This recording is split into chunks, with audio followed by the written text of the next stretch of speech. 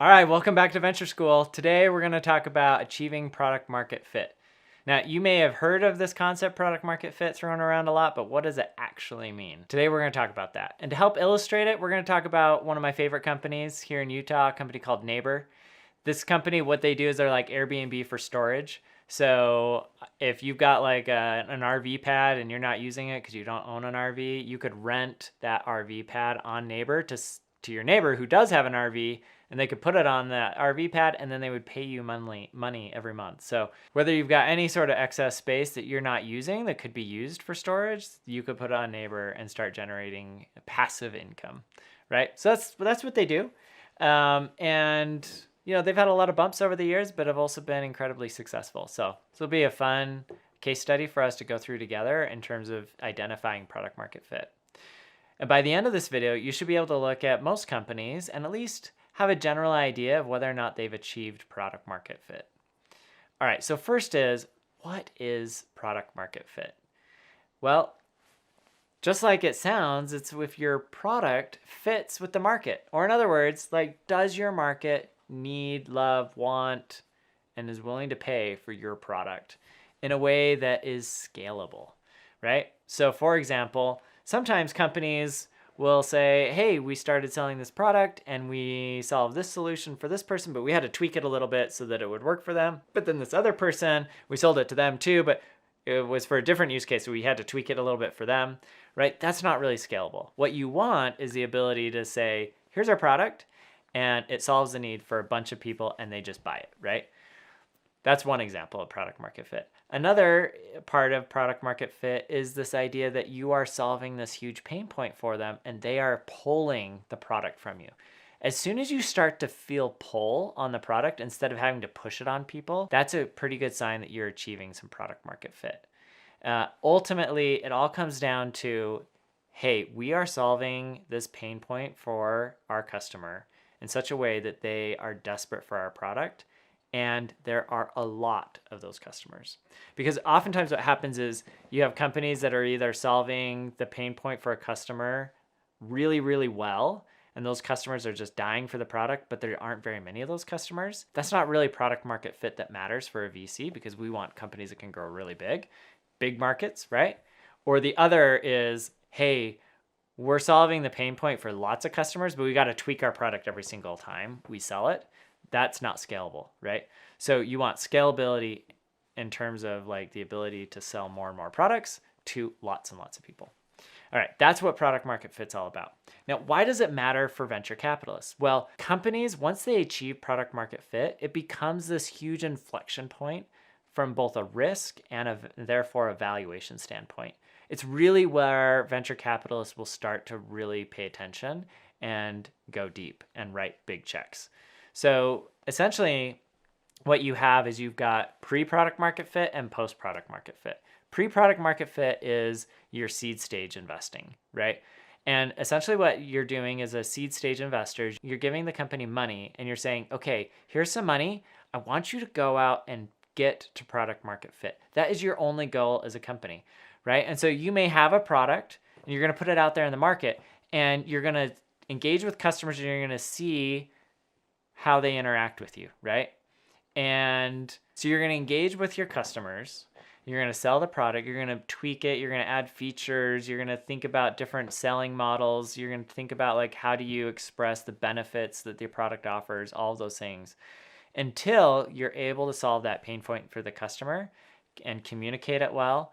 And you're able to identify a market that's big enough that you can actually then start raising real amounts of money to spend on marketing and sales and get your product in front of more and more people and grow and get bigger and bigger. Now, there are lots of different ways to measure product market fit. Could be based on revenue, could be based on interaction on the platform, could be a lot of things. So for example, one of my friends who's a venture capitalist told me the story about Facebook, where he met with Facebook in the very early days. He was like, I don't know, there's a lot of competitors. There's like Friendster and MySpace and like whatever, like not that interesting. And he was like, the mistake I made was I was in Venice. And, here you are in this incredible, beautiful city. And I walked through the hotel lobby and I saw a girl who was on one of the hotel computers on Facebook. And he was like, looking back, that was an aha moment of, hey, here's a girl who's traveled halfway around the world to Venice, one of the most beautiful cities in the world, and she is on Facebook rather than exploring the city. And that's because Facebook had achieved product market fit, right? Like they had sucked that user in, like so many of us, into social media. And so for them, product market fit was not about necessarily generating revenue, it was around generating engagement. So another example is, let's talk about Neighbor. So when Neighbor launched, right, they didn't know exactly who was going to rent their space to other people, right? And they didn't know exactly who was going to rent the space from those people. And they didn't know the best way to get in front of those people, right? So there's this whole question of like, I've got two markets. I've got this dual-sided market problem. How do I get people to put their property and their space on the platform? And how do I get other people to find out about it and be willing to put their space, their stuff in those spaces? And so they tried a lot of different things. They worked with college students, right? Because they were like, hey, look, college students every year, they got to leave. Maybe they bought a bunch of stuff, furniture, whatever. They need a place to store it for the summer. And they don't have a lot of money. And so maybe we can work something out with that.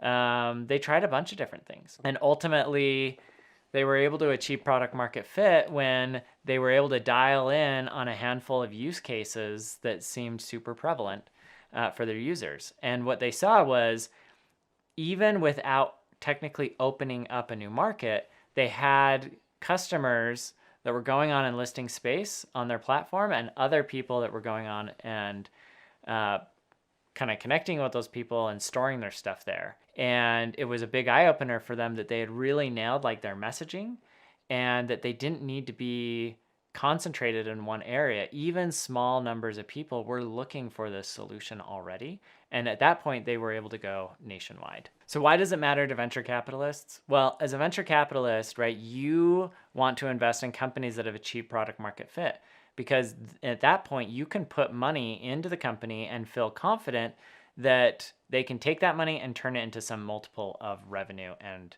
value ultimately. If they haven't achieved product market fit, essentially what you run the risk of is premature scaling, where it's like, oh, hey, we think this is what our customer wants.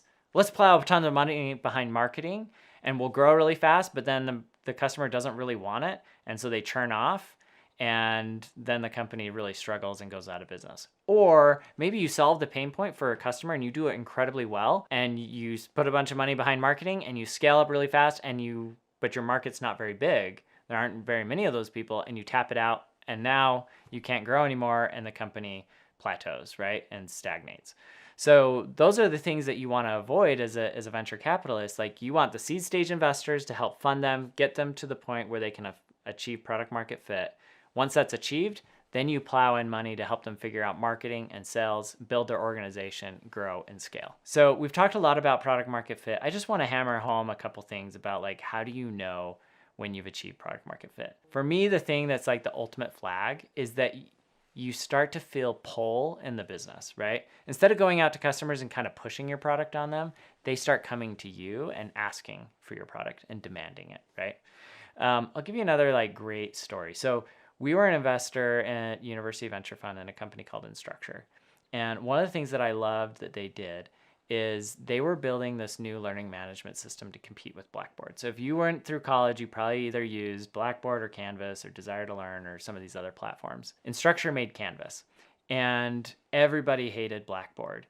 And so they knew that there was an opportunity to build something better. But rather than just like build a product and throw it out there and then push it through sales, what they did is they went and they built their entire product in PowerPoint. And they went to CTOs around the country and they pitched them this product in PowerPoint. And they kept making revisions and kept doing pitches until they didn't get any more feedback. And at that point, they wrote their first line of code. At that point, they already knew basically what to build, because CTOs had been giving them tons of feedback on the things that they specifically wanted. And when they built it, it was what CTOs wanted. And they went out and were able to sell that. And CTOs and CIOs at different universities were so excited to have a really great learning management software product that they started buying it in droves and started to pull on the revenue. So that's what you ultimately want to look for. You want to fill that pull. You want to look for for companies that are solving a pain point for a large number of people, right? Big market.